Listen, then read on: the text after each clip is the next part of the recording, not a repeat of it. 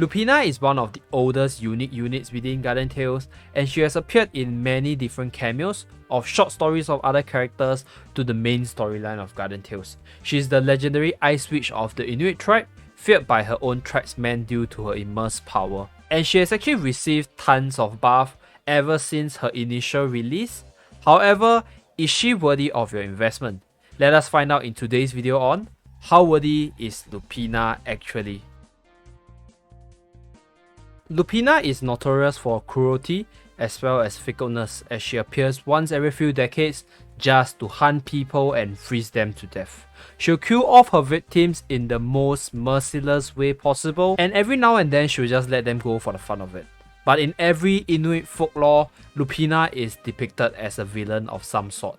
She enjoys her infamy very much and will carefully recalculate her reappearance so that people will constantly remember about her. She browses the internet daily in search of keywords about her, ranging from Lupina Horde to Lupina cosplay. And this part of the story for Lupina will be redepicted in Lunch short story, so you guys keep a lookout for that. Lupina is a hero with a very long buff history, so I'm going to run through what has changed for her ever since her initial release. And in December 2020, right, she actually received a major boost in her stats, in attack, defense as well as HP. She also has her weapon skill, Fell House DPS increased from 200% to 240% with reduced cast time, so that was pretty major. She subsequently received a rework buff for all the critic chance heroes. So most of the critic chance hero, in fact all the critic chance hero has their numbers increased, so Lupina benefited from critic chance plus 30% increase to critic chance plus 36%. And in March and May, she subsequently received a stat buff in terms of defense and HP.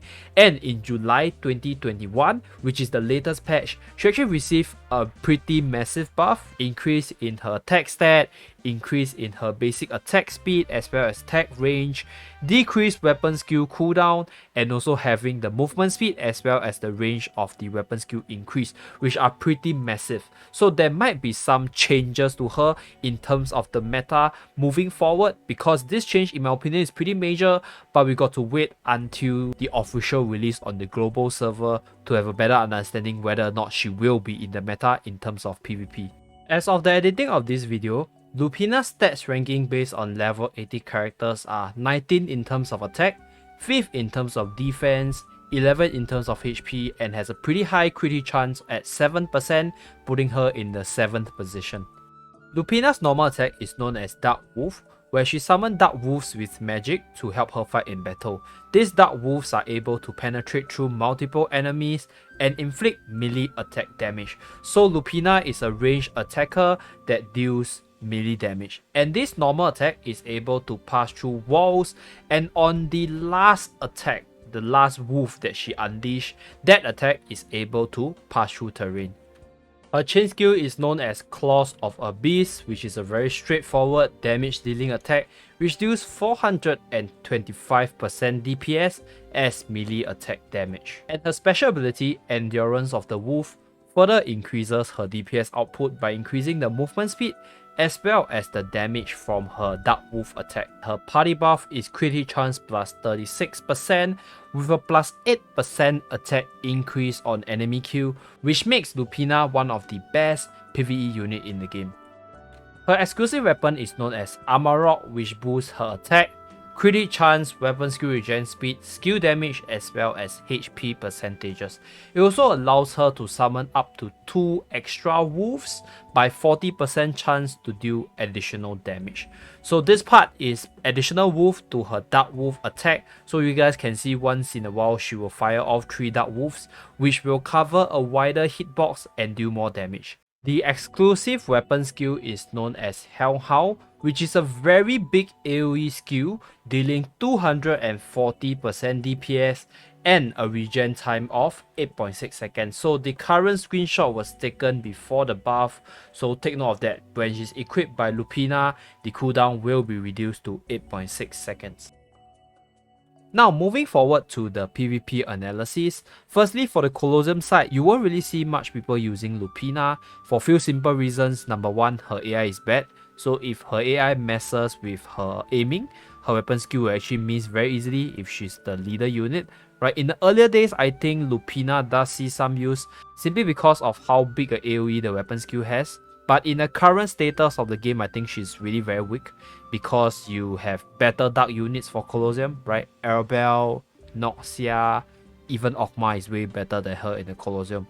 At the same time, in terms of the meta right now, it's very light centric with a lot of future princess lead and a lot of mono-like teams from Mark 99, Eleanor, Gabriel. So yeah, it's just not very suitable for her in the Colosseum right now. In terms of arena, you won't really see anyone running Lupina, right? The reason is very simple, because there's just way too many good dark units in the pool right now for arena. You have Noxia, you have Lilith, you have Okma, you have Beth. Even Arabelle performs better than Lupina under certain scenarios. And for experienced player who has played against Lupina, it's actually pretty easy to dodge her skill, knowing the pattern and when she will unleash her skills. So you won't really see her used much in the arena. However, the latest buff, which buff her attack speed for the normal attack, as well as the speed of her weapon skill, and also reducing the cooldown, might make her slightly viable. So we'll have to wait and see whether or not all these changes will make her that much viable in the PvP settings. Now, in PvE side is where Lupina really shines because she deals a lot of damage in a very big area. Firstly, in terms of rate, her crit hit chance is one of the best party buff to deal more damage within guild raid. At the same time, she fits very well in the mono dark team consisting of Lilith, Beth, as well as Arabelle. And she also fits pretty decently in melee teams because she hits on the melee damage side of things, and that's why she's actually pretty decent in guild raid due to her massive damage output, as well as her being able to be used in multiple teams, increasing her versatility. Now, the penetration ability from her normal attacks, as well as the fan shape of the AoE weapon skill, makes her one of the best map clearance unit for your co-op mode, story mode, Camazon mode, as well as orbital lift. So she's one of the best AoE DPS unit up to date, and she still stands the test of time. Below are some reasons to pull or invest in Lupina.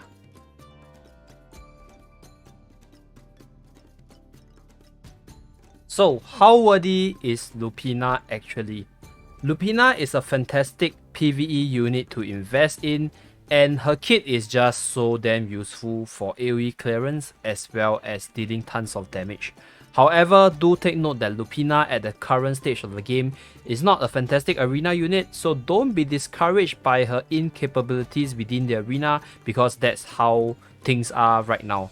And moving forward, we might see more buffs on one of our oldest unit in the game, and Lupina might just become a powerhouse again in the future given the correct buffs as well as circumstances. And that's it for this video. Hopefully this video is helpful for those people keen to pull Lupina in the upcoming 1-year anniversary. And do remember to like and subscribe in order to see more videos from this channel. And do remember to visit the Zebo Gaming membership page if you would like to support Zebo Gaming financially. And I'll see you guys again in my next video. Bye guys.